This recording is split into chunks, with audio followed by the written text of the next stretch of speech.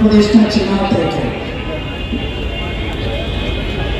मैं किसको वोट दूं ये नहीं कह रहा, लेकिन बीजेपी हारनी चाहिए, ये काम उत्तर प्रदेश में आप चाहते हो।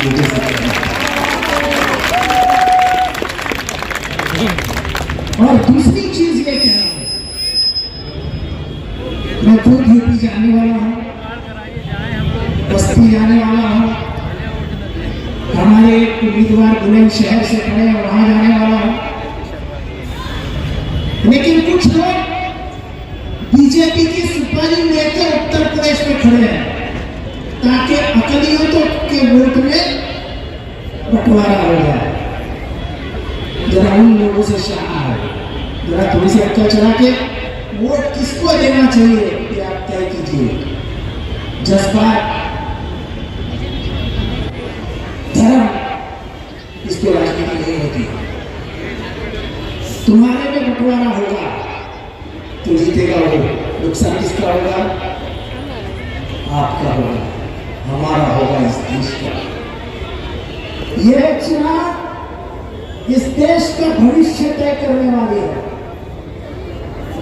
ये उत्तर प्रदेश का चुनाव ये बताने वाला है कि 2024 में दिल्ली में कौन बैठेगा। तो ये सोच के चलो कि तुम जो करोगे उस पे आगे का भविष्य लिखा जाएगा। अगर भविष्य बिगाड़ना चाहते हो तो जो सही मानों में कौम के दुश्मन है और जहां के वहां खड़े हैं उनको पूरी मिट्टी में लिपट डालो और बीजेपी का सफाया कर डालो। और इसके लिए आज से ही, लेकिन मेरा भाषण खत्म होते ही व्हाट्सएप का इस्तेमाल करके ये भाषण पूरे यूपी में भेज दो। मंच पे मौजूद राष्ट्रवादी कांग्रेस पार्टी के अध्यक्ष शमीम खान साहब, इस शहर के महानगर पालिका में हमारे विरोधी पक्ष नेता शाहरुख पठान साहब, हमारे बड़े भाई सैयद अली भाई साहब,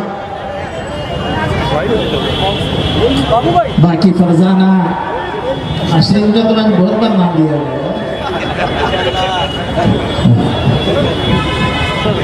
जफर दुमानी सतपुतरे मोरिश केनी, रूपानी गोटे, सब एनसीपी के जमा हुए कॉर्पोरेटर्स।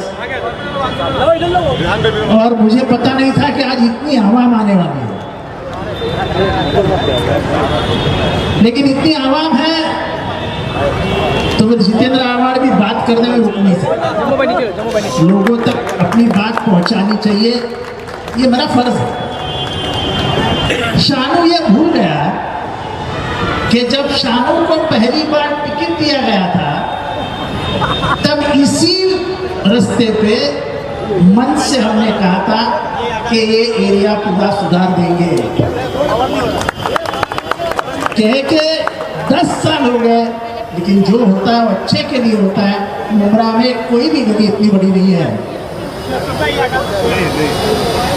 यानी सबसे अंदर जाने को मन नहीं करता था, इतनी भीड़ हुआ करती थी। आज उस नाले को कवर कर दिया गया है, हॉकर्स को वहाँ शिफ्ट कर दिया जाएगा, हमारी बहनों को चलने में तकलीफ नहीं होगी और एरिया पूरा सुधर। अभी शानू का हमने एक काम का उद्घाटन किया।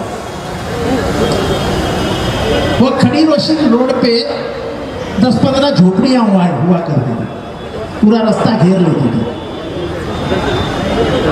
और उसमें क्या काम चलता था मुझे नहीं पता था। लेकिन जब मैंने मालूमात ली तब मुझे बताया गया कि वहां पे कोकीन,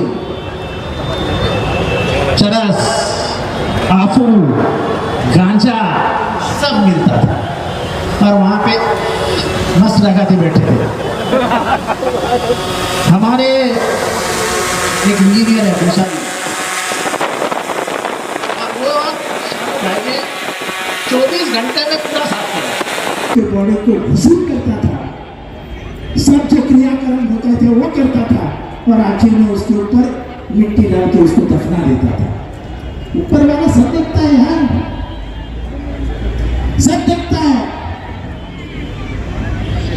इस्लाम में यही कहा गया है कि आखिरियत में क्या बचेगा, तो सिर्फ कब्रिस्तान।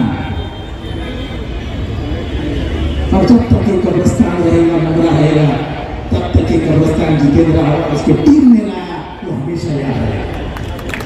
आने वाले सब चीजें भूल जाएंगी, सब उठा के फेंक दी जाएगी, लेकिन कब्रिस्तान को कोई उठा के फेंक नहीं सकता। आज स्टेशन बन गया, बसेस बन गई, अब एक रास्ता शुरू हो जाएगा वाई जंक्शन के यहाँ से, तो आपको सीधा वीपी में लेके जाएगा।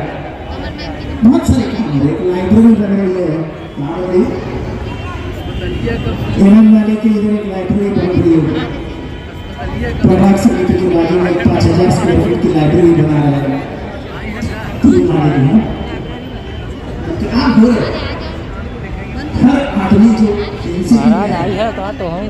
इसकी सोच सिर्फ डेवलपमेंट की होती है, लड़ाई होती है तो सिर्फ डेवलपमेंट की होती है। और मैं आज इस दिन पर एक आदमी को भूल नहीं सकता हूँ, उसका नाम है संजीव जायसवाल।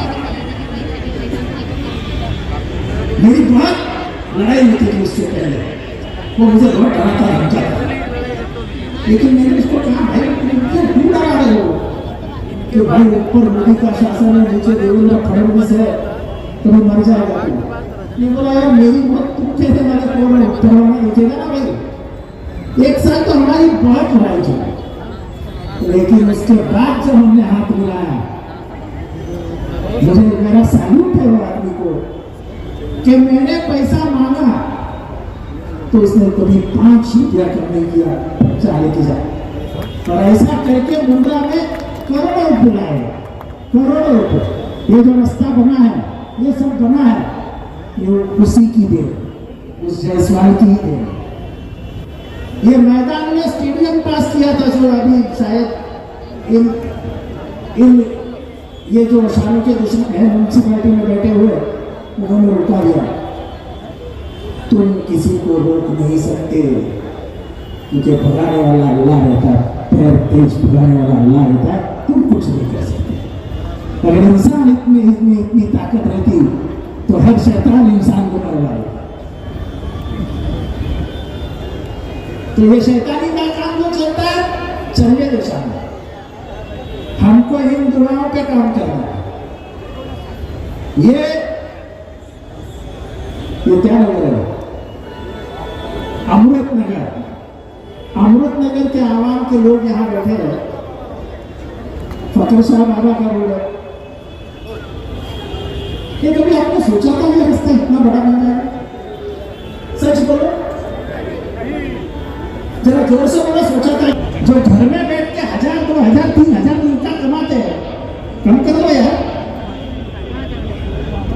यानी वो बैठेंगे बस, और उनका कोई पंटर आएगा गुलाब पार्क में और रात का हिस्सा लेके जाएगा।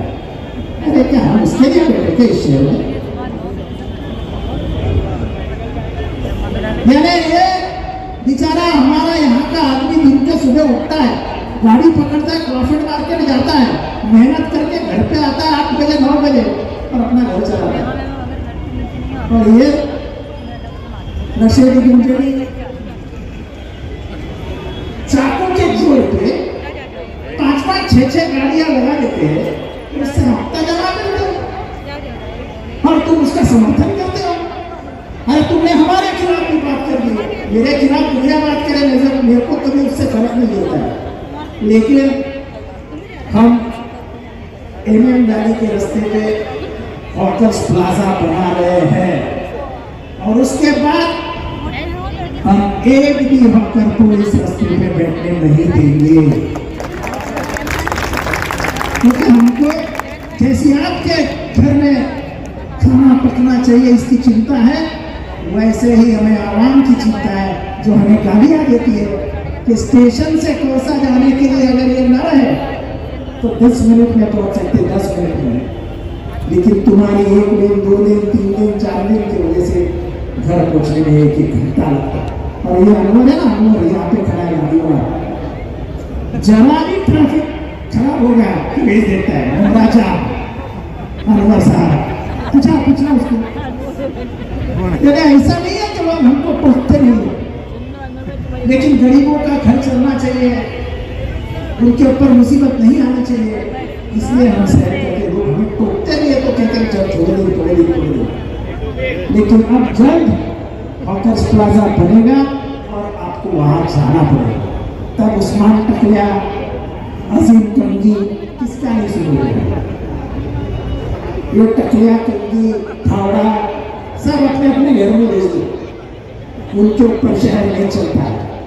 जब ये नशे की दुकानें थी ना, वो खड़ी मशीन रोड पे जब तोड़ी गई तब बहुत बातें की गई थी, किसानों को देख लेंगे, टपका डालेंगे। टपकाने का जमाना चला गया, अब लोग सिर्फ काम देखते हैं और वो काम करने वाले इंसान के पीछे ये जरा जमात देखो, ये आवाम देखो, इतनी दुआएं देती है।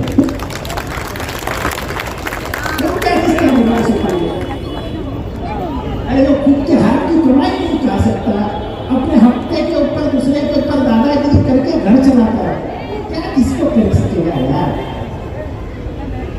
और इसीलिए सभी समाजों का पैगाम नहीं कर रहा हूं, पूरा शहर बदल गया ये नहीं कह रहा हूं, लेकिन ये जरूर कह रहा हूं कि मैंने आते ही कहा था कि सोच बदलो, मुमरा बदलेगा, मुमरा बदल रहा है।